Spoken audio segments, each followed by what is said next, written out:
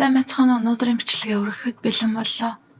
2013 оны 6 дугаар сарын 30-ны өглөөр Гуандун мужийн Шантао хотын Дөжөө арал гэдэг газрын ирэг дээр далайн давлгаа нэгэн сонио айрцаг шидэж гаргаад иржээ.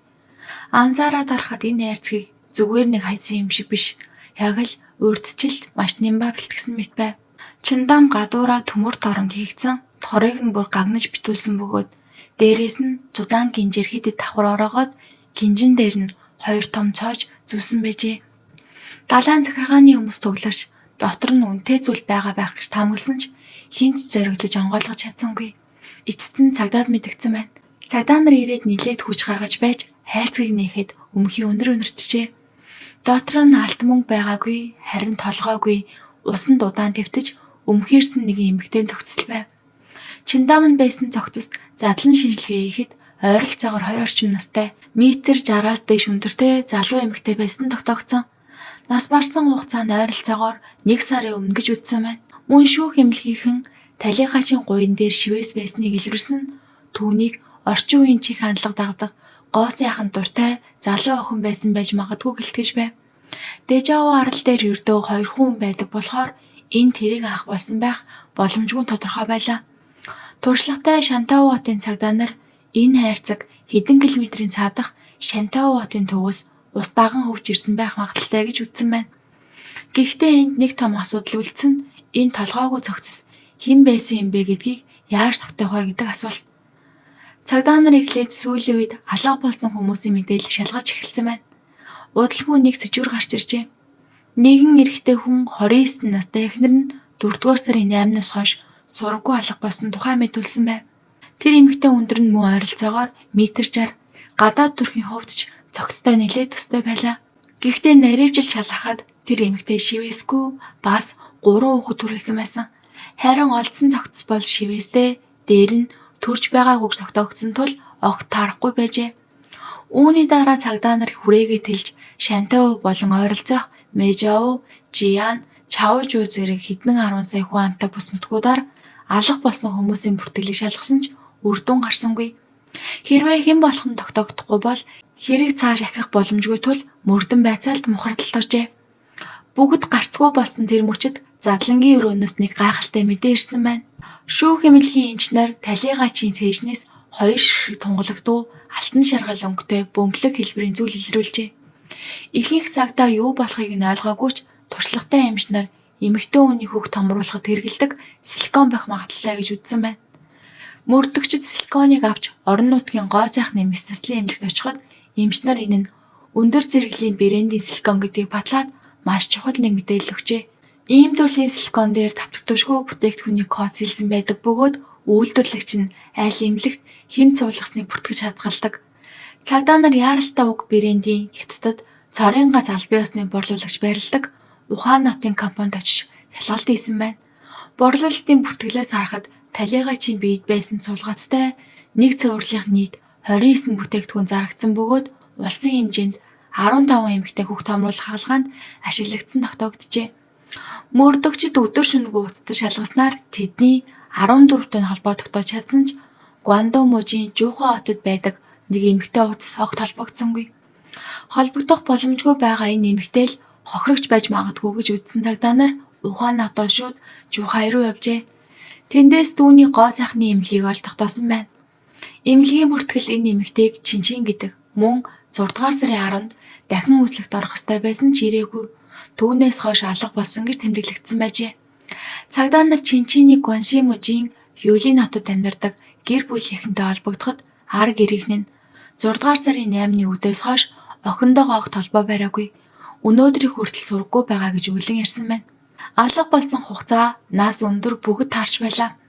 Одоо бүр силикон суулгацын код хүртэл яг таарсан учраас цагдаа нар эцсийн баталгаажуулалт хийхээр шивээсний тухай асуухад Чинчиний дүүн эгч маань олон жилийн өмнө гуйн дээрээ муур шиг хэлбэртэй шивээс хийлгсэн гэж шууд баталжээ.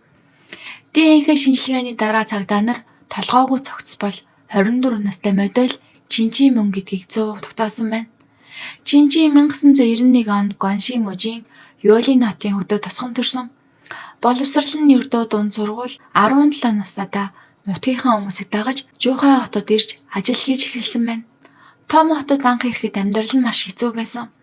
Үйлдвэрт ажиллаж үзсэн зоогийн газарт үйлчлэгч хийж байлаа. Гэхдээ гоо сайхан дуртай охин олсон жаахан мөнгөө бүгдийг нь өөртөө зарцуулдаг байсан. Хотын охид чих хувцлаж загварын сэтгүүл уншин яаж гоё харагдах вэ гэж судлана. Царайлаг дөрх метр 66 см өндөртэй давуу талаараа аажмаар жижиг сажиг моделийн ажлыг авч эхэлсэн. Орлого нь тогтмол биш, эгч биш байсан ч ядаж үйлдвэрт ажиллахгүй бас нь түүний өв том ахиц байлаа. Чинчийн нүүр царай бие галбартаа бүр дондох шахсан гэхэд болно. Тэр жуухан нэг гоо захны эмнэлгийн VIP үйлчлүүлэгч болж хэдэн жилийн дотор нийт 6 удаа мэс заслын хийлгэжээ. Зовх хамар хамгийн сүүлд нь хөх томруулах хагалгаа. 2013 оны 4-р сарын 23-нд тэр хамгийн сүүлчийн бөгөөд хамгийн том хагалгаанд орсон юм. Чинчиний өмнөх найз залуу нилээд мөнгөтэй хүн байсан бөгөөд түүнд зориулж хувцсны дэлгүүр хүртэл нээж өгч байв. Гэхдээ харилцаа нь удалгүй бүтлгүүтэж Чинчин салсан байна. Тэрний дараахан Хонконгоос ирсэн эхнэр хүүхэдтэй баян бизнесментэй харилцаа үүсгэжээ. Чинчиний ойрын найзуудын хэлснээр тэр Хонконг ирэхдээ үнэхээр өгөөмөр байсан. Сар бүр мөнгө өгнө, бүр тусгай асрагч хүртэл хөлсөлж өгсөн тул Чинчин амьдралдаа анх удаа тансаг санаа зовох зүйлгүй амьдарч байв. Гэхдээ Чинчин дотроо нэг зүйлийг сайн ойлгож байсан. Өөр хүний мөнгөөр амьдрах хизээч найдвартай биш.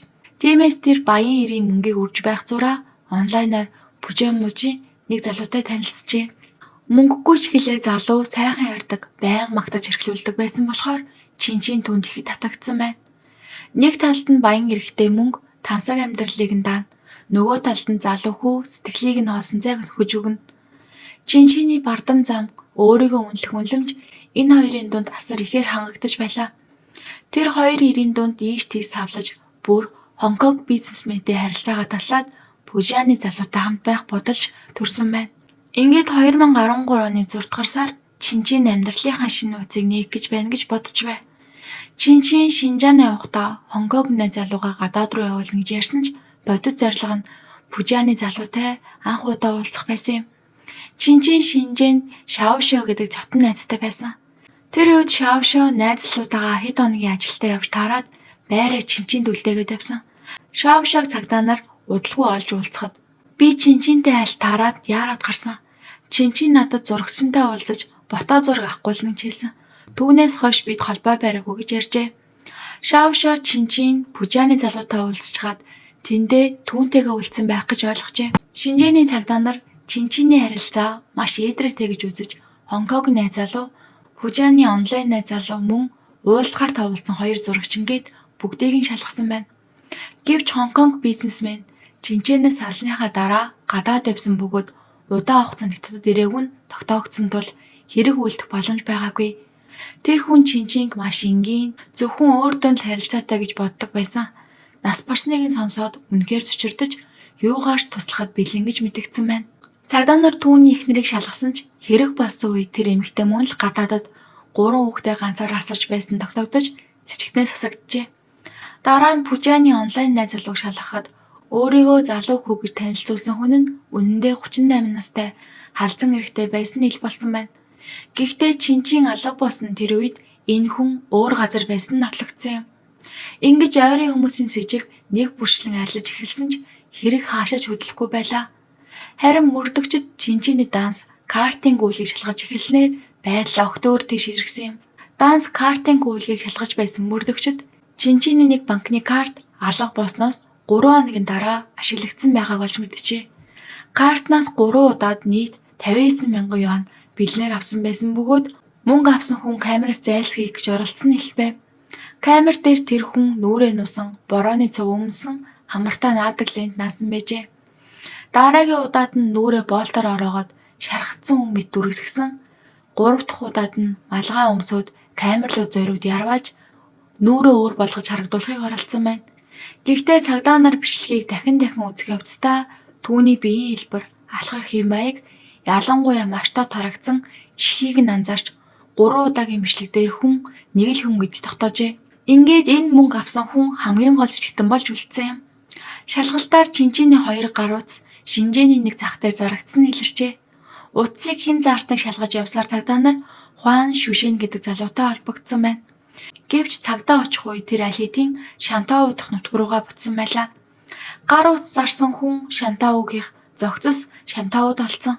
Энд заавал ямар нэг холбоо байгааг цагдаа нар ойлгосон юм. 2013 оны 7 дугаар сарын 7 цагдаа нар Шантауд очиж Хуан Шүшэнийг олжээ. Асууж байцаахад түүний ааш аваар гин буруутай уншиг харагдсангүй. Тэр утсуудыг надад үеэлэх Хуан Пэшан өгсөн гэж хэлсэн бөгөөд маш чухал нэг зүйлийг дурдсан байна. 6 дугаар сарын 8-нд яг Чинчин алга болсон тэр орой Хуан Пэшан түүн рүү залгаж гар утасны байршил унтраа харга зааж өгөөч гэж асуусан. Маргааш нь утаснуудыг авчир зарахыг гуйсан гэв. Энэ мэдүүлэг гарснаар Хуан Пэшан шууд гол сэжигтэн боллоо. Цагдаа нар түүний гадаад төрхийг Этэнээс мөнгө авсан хүний бичлэгтэй харьцуулахад чихэн яг адилхан байв. Шантаугийн цагдаа нар даруй Шинжээний цагдаа нартай хамтран Хуан Пэшаныг шалгаж эхэлсэн. Шинжээний тэнгэрийн нүд хяналтын системээр Хуан Пэшаны жалууддаг мөнгөлөг саарл өнгийн машины хөдөлгөөнийг нэг бүрчлэн гаргажээ. Бичлэгээс харахад 6 дугаар сарын 8-ны өдөр Чинчин алга болсон өдөр үдээс хойш 3 цагийн үед түүний машин Чинчиний найзын байшингийн ойролцоо байв. 3 цаг 32 минутад Наньпин хурдын замаар явж гарсан. 4 цаг 18 минутад Пиншан дүүргийн Кензи гэдэг газар нэгэн нарийн гудамж руу орсон бөгөөд оройны 11 цаг 30 минут хүртэл гарч ирээгүй байна. Харин маргааш нь буюу 6 дугаар сарын 9-нд тэр машин Шинжээн Шантаугийн хурдын зам дээр дахин гарч ирсэн тогтогдсон юм. Хэрэг болсон цаг, газар, хохирогчийн хөдөлгөөн бүгд таарч байлаа. Үүн дээр нэмээд Чинчиний гар утас Хуан Пэшаны гараар дамжин зарагдсан ил болсон тул түүний гин буруутай нь бараг баттай болсон юм. Тусгай багийнхан маргааш Лохо дүүргийн Жамупан гэдэг газарт байдаг Хуан Пэшаны түрээсийн байранд дайран орж эхнэр хоёр охиных нь нүдэн дээр түүнийг баривчилжээ. Барилшигсны дараа Хуан Пэшан Кензид гаражтай байр түрээсэн гэдгээ хүлээсэн ч ажлынхаа хүмүүсийн хамт хүзэр тоглох гэж лавсан гэж тайлбарлсан байна. Мөн гар утсыг зарсан гэдгийг зөвшөөрсөн ч зах дээрээс хэмтгэ авсан. Жинхэнэ нийснийг нь мэдгүйгүйж зүтгэжээ. Гэхдээ тусгай багийнхан шүнжин түүний Кензи дахь байрыг нэгчгэд гаднаасаа тун цэвэрхэн мэд харагдсан ч хаалганы завсар ханы ирмэг шалны автан дороос цусны улмөр илрүүлсэн байна. ДНХ шинжилгээгээр эдгээр бүх улмөр Чинчиний болох нь батлагджээ. Энэ бүх нотлогооны өмнө Хуан Пэшаны сэтгэл зүйн хамгаалалт бүрэн нуран унаж тэр эцэст нь гэмтэргээ үлээсэн байна. Тэр мөрөөдө тоглоомын өрөнд орж дээрэмхийг санаа төрсөн. Улмаар хүчингийн эрэг үлдэж аалж цогцыг хуваасан гэдгээ хүлээн зөвшөөрчээ. Хуан Пэшан 1984 он Шантау хотын Чаоян дүүрэгт төрсөн. Бага сургууль төгсөөд цааш сураагүй, багаасаа л ажил хийж амьдралаа салхуулж эхэлсэн хүн байв. Боловсралж байхгүй, мэрэгжилж байхгүй тул барилга дээр үйлдвэрт гээд хүн түчээр ажил дамжин хийдэг байжээ. Дараа нь их мөнгө олно гэсэн горлого тээж Шинжаан руу оцсон ч бодит байдал түүнд ямар ч боломж олгосонгүй. Танил тал, диплом аль нь байхгүй учраас тэнд ч бас адилхан тэнэж ажил сольж амьдарсаар байв. Эцэст нь хамгийн амархан орж болдог босго багтай ажлыг сонгосон нь хууль бус такси буюу хар машин жолоодох байлаа. Түүний унаж явдаг мөнгөлөг саарл өнгийн машин жинхэнэ усын дугааргүй хуурамч дугаартай байсан ч тэр Шинжээний гудамжаар өдөрж явж яарсан хямд такси хайсан хүмүүсийг сулгадаг байв. Хуан Пэшан гэр бүлтэй эхнэр нь 2 охин төрүүлсэн. Ялангуяа 2013 оны ихээр бага охин төрсөн нь уг нь айл гэрийн хамгийн баяртай мөч байх ёстой байлаа. Гэтэл энэ нь түүнийг аажмаар ангал руу түлхсэн эхлэл болсон юм. Сүүний мөнгө живх, байрны түрээс, ус цахилгаан гээд бүгд мөнгө шаардна. Харин хар таксигаар олдог орлого нь эдгээрийг дийлэхгүй байв. Тэр дээрээс нь онлайнаар мөрөөдө тоглоомонд орж эхэндээ багаар тоглож хаяа хожихороо энэ чинь л амархан баяж харах юм байна гэж боджээ. Гар утас ширтэж, шүнжин машин дотор сууж, нүд нь улааж, бооцоо тавьдаг болсон байна. Гэхдээ 15-оос 9 алдна гэдэг үг худлаа биш. Удалгүй тэр бүх хуримтлаа алдаж, бүр охиныхоо сүүний мөнгийг хүртэл мөрийг тавьчихсан байв. Нэг удаа ганцхан шөнийн дотор 30,000 гаруй юан алдаж, заавал нөхөж аавна гэж ухаангүй зүтгэжээ. Ингээд тэр хаасайгүй мөнгө зээлж эхэлсэн. Хамаатан садан найз нөхдөөс эхлээд бүр өндөр хүүтэй зээл өгдөг хүмүүсээс хүртэл зээл авсан байна. Нийтдээ 80,000 юан өр тавьж ганцхан өдөрт 500,000 юаны хүү төлөх нөхцөл оржээ. Өрийн дарамт улам нэмэгдэж өр нөхөгчдийн дуудлага тасархаа болсон. Эхэндээ харааж загнадаг байсан бол удалгүй хөлийг чинь хугална. Гэр бүлийг чинь тайван байхгүй шүү гэж занал хийлэх болсон байна. Хуан Пяшанд бүрэн нурж гэртээ арихаас айж эхнэр хүүхдтэйгээ нүр тулахаас зүхтэж машиндаа унтаж хамгийн эмд бэлэн гоймонгоор хоног төөрүүлдэг болжээ. 2013 оны 6 дугаар сарын ихээр Хуан Пяшан жижиг зочид буудалд нуугдаж байгаад гэмт хэргийн тухай телевизийн нэвтрүүлэг үзэж суужээ. Тэр мөчид түүний толгойд нэг том юм хийж өрөө дараад дараа нь орон мөргөө алга болъё гэсэн бодол гинэт орж ирсэн байна. Тэр үүнийг өөрт нь үлдсэн цорын ганц гарц гэж итгэжээ. Ингээд тэр хэрэг үлдэх бэлтгэлдээ орсон юм.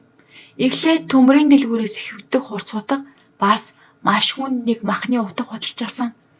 Эвхдэг утга нь жижиг, нууцлахад амар, айлхад зориулагдсан, харин том утга нь ямар нэгэн болвол гэсэн нөөц байлаа. Дараа нь зузаан скотч, бүдүүн оос хэдийдэг авсан бөгөөд эдгээрийг жолоочийн суудлын доор мөн машины тээшинд нууцлан хийжээ. 6 дугаар сарын 5-нд тэр зориуд Шинжээний Пиншан дүүргийн Кензи гэдэг аслагдсан хэдэн зуун юанаар доод давхрын төмөр хаалттай нэг өрөө түрээсэлсэн байна. Том биш ч хүнийг хориход хангалттай орон зайтай байв.